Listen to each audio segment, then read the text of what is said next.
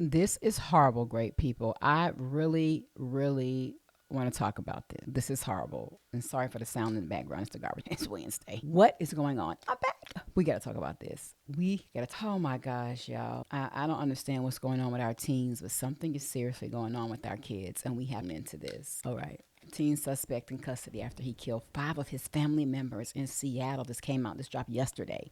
This is part of it. Some new stuff has come out today, but it's pretty much saying the same thing. So this is the most recent information.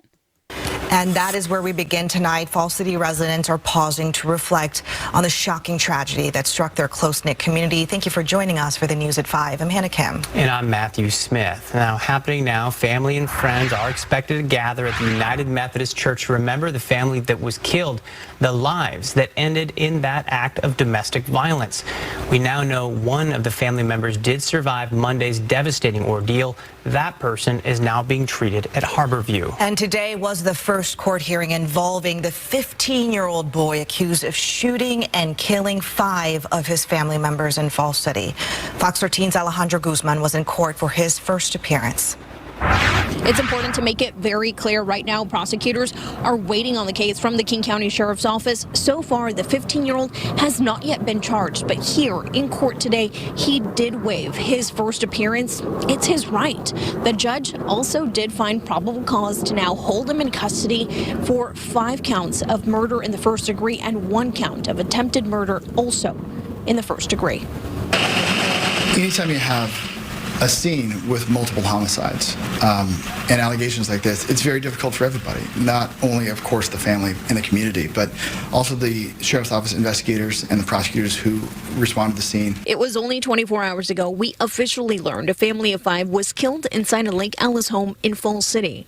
King County deputies and neighboring agencies responding after a 911 call came from inside the home just before 5 a.m. Monday. Today, our Fox 13 drone got a first-hand look at the lakeside home where neighbors say the well-known family of 7 spent the entire summer outdoors. The homicide unit has been on site as investigators and detectives work to preserve the evidence. Meanwhile, prosecutor John Castleton going before a King County judge asking the court to find probable cause for the 5 murders and the attempted murder of another teen. This is so sad. I don't really know what else to say. I mean, I don't know what, and this is where we really, really, really have to dive in. This family, I mean, look at the neighborhood. Really nice, exclusive, upscale. These teens were homeschooled, and they weren't in the Falls City school district. The school district released a report or a statement saying that their kids did not attend those children did not attend their schools. Of course, they gave their condolences and what have you. But this is horrible. What happened here?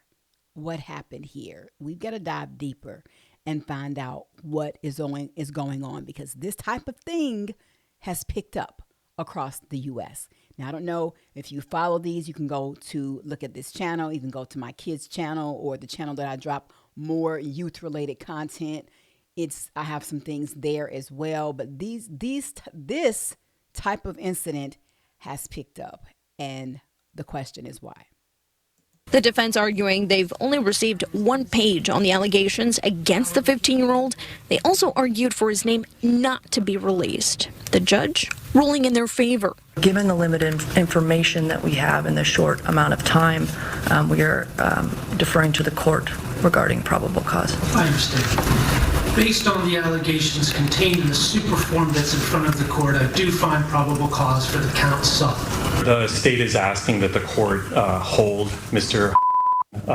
based on a finding that he is a threat to community safety. We want the court to know that there's a 15-year-old boy who enjoys mountain biking and fishing.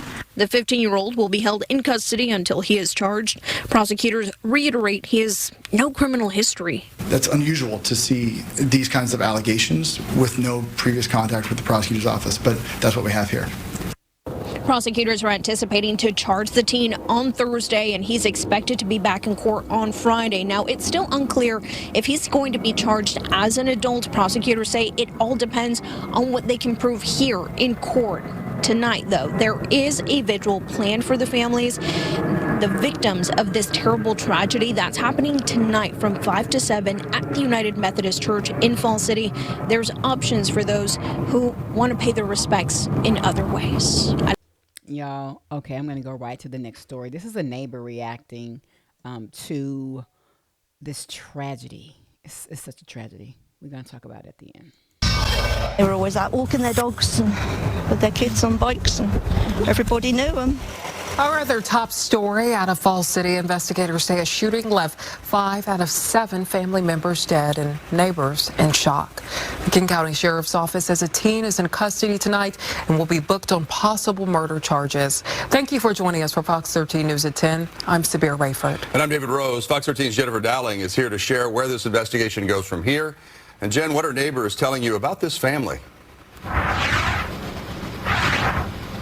Well, neighbors say the oldest teen in the home they believe was around 15 years old. They say although the parents oftentimes kept to themselves, busy with work and home projects, the kids were often out in the neighborhood socializing, stopping by to say hi, and sometimes even helping with projects around the neighborhood. I only saw the children in the driveway yesterday afternoon. As the rain fell on Lake Alice Monday, it matched the somber mood of neighbors like Lynn Trowan.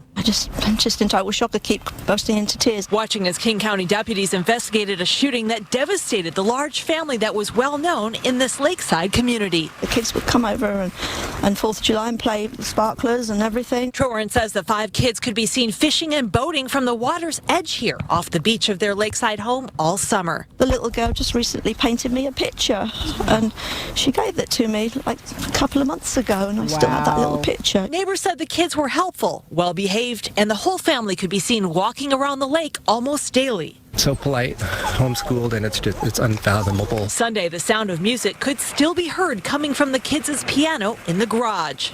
It was very quiet there yesterday up till about 4 o'clock. I think they came home from somewhere. And the kids were just running up and down in the driveway as usual. One of the boys was playing the piano in the garage, and then it started to rain, so I came in. The music was silenced overnight, just before 911 calls started coming in. And shot the other family members. I believe there's 5 total, not including the RP who's hiding in a bathroom. The King County Sheriff's Office reports that a teen girl was shot 2 times, but was able to get out of the house to get help. We learned that there was a neighbor who had medical experience who was providing aid to an injured individual, presumably who had been shot but was surviving. Deputies described chaos upon arrival with 2 adults and 3 kids dead in the home. They immediately took one young male, teenage male, into custody. It does appear to be that this is a family incident, clearly a domestic violence incident that involves not only a young man who's now in significant trouble, and it involves firearms. Deputy Mellis says the girl that escaped was taken to Harborview for treatment. I just keep seeing the faces, and there's children, and I don't know the details or anything, but I know something terrible has happened there. So. As for what's next, the investigation will continue tonight, as you can see. In my mind, I was thinking, I thought about this last night. The story today just still talks about the prosecutor. They wanted to make sure that they have charges. Of course, he waived his, right to appear in court. So, and I'm turning this way, guys, because my chair, I got to get my setup straight. So we're in a new spot, so I got to get my setup straight. I need to slide my mic down a little bit. But anyway, I really feel like it's deeper. It's much, much deeper than we can even imagine. So listening to the neighbors, everything appeared to be great. This family was an amazing, family that kids were doing what kids do. The parents were working. So what triggered in this boy's mind is the question. Now, was this, I'm only making an opinion here and just inferring, but I have no proof. I can't say that any of this is a fact. But when you deal with demonic possessions, when you deal with spirits, when you deal with things that impact your psychological well-being, because he's never had any run-in problems with the law. So that's what's making me think something, he heard something was talking to his mind.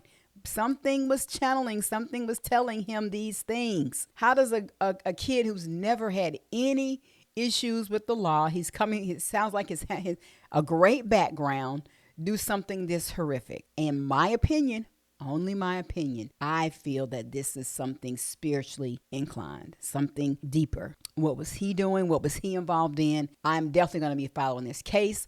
I'll come back and give you some updates. What do you think? Have you heard about this story?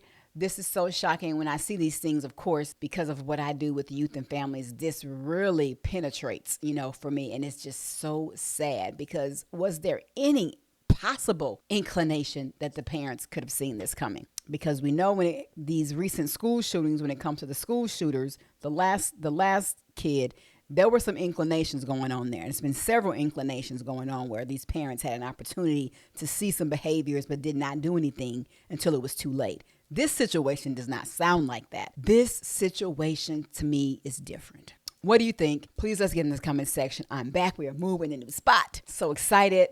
We're going to be dropping a video on our Play Travel Live channel, so you have to check that out. Go over to Brian, Anthony, and Joy Janine. We've changed. We're rebranding. New name, as you can see on the channel. So I love you guys. Thank you so much for all your support. Subscribe, and I'll see you in the next video.